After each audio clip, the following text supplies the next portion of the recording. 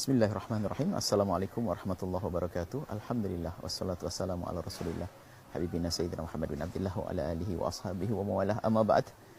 Ikhwani ikhwati yang saudara-saudari yang kami cintai, nuhibbukum fillah.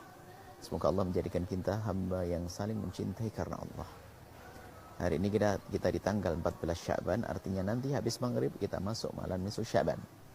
Tentang malam nisfu Sya'ban sudah pernah kami hadirkan hadis yang diriwayatkan oleh Ibnu Hibban, Imam Tabrani, hadis sahih bahwasanya di malam nisfu Sya'ban Allah mengampuni dosa hamba-hambanya kecuali orang yang menyekutukan Allah dan orang yang punya kebencian dan dengki kepada sesama. Maka dari itu mari kita persiapkan untuk menyambut malam nisfu Sya'ban. Ayo kita lapangkan hati kita. Cari siapa orang yang bermasalah dengan kita, siapa yang pernah kita benci, siapa yang pernah kita musuhi, kita dendam. Ayo kita lapangkan, kita maafkan mereka. Jangan sampai ada dengki di hati kita. Doakan dengan doa kebaikan, doakan dengan doa kemuliaan demi menyambut malam nisfu Sya'ban agar kita mendapatkan pengampunan dari Allah Subhanahu wa taala. Kemudian juga malam nisfu Sya'ban tidak ada amalan khusus di malam nisfu Sya'ban. Akan tapi semua amalan yang bisa dilakukan di luar nisfu Sya'ban sangat baik kalau dilakukan di malam nisfu Sya'ban. Karena itu malam khusus yang Allah pandang hambanya dengan pengampunan. Maka mari kita persiapkan diri kita di malam nisfu Sya'ban untuk menjadi hamba yang siap dengan pengampunan dari Allah, yaitu dengan kita berbanyak ibadah di malam itu. Tentunya ibadah yang sudah diajarkan Nabi, di antaranya adalah mulai dari waktu maghrib Anda melakukan sholat berjamaah. Setelah Anda melakukan sholat maghrib berjamaah, jangan lupa ba'diyah maghrib. Martabatnya sholat yang paling utama, martabat sholat paling utama adalah sholat fardu adalah sholat ba'diyah qabliyah, sholat rawatib. Setelah Anda melakukan ba'diyah maghrib, Anda bisa membaca zikir apa saja yang Anda dapat dari guru Anda, yang baca rotibul haddad, baca rotibul haddad. Kemudian ada yang kemudian membaca doa-doa apa saja. Kemudian setelah itu Anda melakukan sholat isya berjamaah. Dan setelah melakukan sholat isya berjamaah, Anda melakukan sholat ba'diyah isya. 2 rakaat atau tambah 2 rakaat. Katakan lagi menjadi 4 rakaat. 2 dan 2. Kemudian setelah itu, Anda bisa melakukan amalan yang lain. Seperti Anda punya hajat apa? Lakukan sholat hajat 2 rakaat. Kemudian Anda sholat istikharah. Minta petunjuk kepada Allah agar dipilihkan yang terbaik untuk kita. 2 rakaat. Kemudian setelah itu Anda melakukan sholat tasbih. Jika Anda mau dengan 2 dan 2. 4 rakaat sholat tasbih.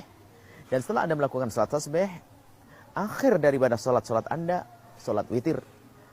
3 atau sampai 11 rakaat. 3 sampai 11 rakaat. Berapa rakaat? Banyak yang Anda bisa lakukan. Dan itu sholat witir. Dari sholat-sholat yang kami sebut tadi, sholat yang paling utama adalah sholat fardu. Kemudian sholat rawatib, ba'diyah, qabliyah ba'diyah, kemudian sholat witir. Adapun sholat yang namanya sholat tasbih, itu adalah di bawah derajatnya sholat witir tadi. Maka jangan lupa witir. Kalau Anda ingin memperbanyak witir, perbanyaklah witir sampai 11 rakaat. Luar biasa. 3 sampai 11 rakaat. Kemudian setelah itu Anda istirahat. Kalau Anda punya kesempatan bangun malam, tahajudlah Anda sholat beberapa rakaat di malam hari. Kemudian Anda masuk waktu sholat subuh, sholat qabliyah subuh 2 rakaat. Kemudian melakukan sholat subuh berjamaah. Sempurna Anda dalam melakukan amalan di malam nisfu Sya'ban. Dan bagi siapapun yang tidak punya banyak kesempatan, paling tidak di malam nisfu Sya'ban, Anda melakukan sholat isya berjamaah dan sholat subuh berjamaah. Anda tutup, Anda buka sholat isya berjamaah dengan subuh berjamaah. Masya Allah. Luar biasa. Kemudian kita sering ada orang membaca surat Yasin. Oh boleh saja, itu bab tawasul dengan amal soleh. Anda boleh baca surat Yasin sekali, 2 kali, 3 kali. Tentunya tadi amalan sholat yang sangat perlu untuk dihadirkan. Setelah itu Anda boleh baca surat Yasin atau habis maghrib baca surat Yasin. Terserah Anda atur saja waktunya. Anda baca surat Yasin sekali dengan niat panjang umur, rizki panjang, kemudian niat husnul khatimah, rizki luas. Yang ketiga, husnul khatimah, sah-sah saja. Karena itu adalah termasuk tawasul dengan amal soleh dengan baca surat Yasin. Hanya sedikit yang perlu kami sampaikan. Ada yang melakukan sholat sampai 100 rakaat dan sebagainya. Memang itu dinukil oleh Imam Ghazali, tapi banyak ulama kita juga yang mengingkari itu semuanya. Maka dari itu, kami ingin menghadirkan amalan-amalan yang disepakati para ulama dan tidak ada yang mengatakan kalau itu adalah tidak boleh. Adapun 100 rakaat Imam Ghazali menghadirkannya dalam Ihya-nya. Tapi Imam Ibnu Hajar Al-Haytami mengingkari. Maka Anda jangan masuk wilayah perselisihan dan persengketaan apalagi caci maki. Kalau kita melihat ada orang melakukan sholat 100 rakaat, kita lihat saja berapa waktu yang bisa dilakukan. 3 jam, 4 jam. Oke, 3 jam, 4 jam kita ganti dengan amalan-amalan yang tadi yang kami sebutkan. Sehingga kita tidak akan ditegur oleh Imam Ibnu Hajar Al-Haytami Akan tapi kita pun masih menghidupkan malam nisfu Sya'ban dengan amal baik, dengan ibadah. Ini saja yang perlu kami sampaikan. Mari kita hindari khilaf, kita hindari perbedaan, kita hindari caci maki. Akan tapi kita ingin mendekatkan diri kepada Allah, memperbanyak ibadah. Nuhibbukum fillah, kami mencintai Anda karena Allah Subhanahu wa taala. Persiapkan dan mohon disebarkan dan ingat, Anda malam nisfu Sya'ban harus mendapatkan pengampunan dari Allah. Dari mana? Dengan apa? Dengan lapang hati, itu yang terpenting. Memaafkan kepada semuanya. Jangan menjadi orang musyahid. Dan kemudian amalan-amalan yang kami sampaikan tadi itu semua diambil dari baginda Nabi Muhammad sallallahu alaihi wasallam.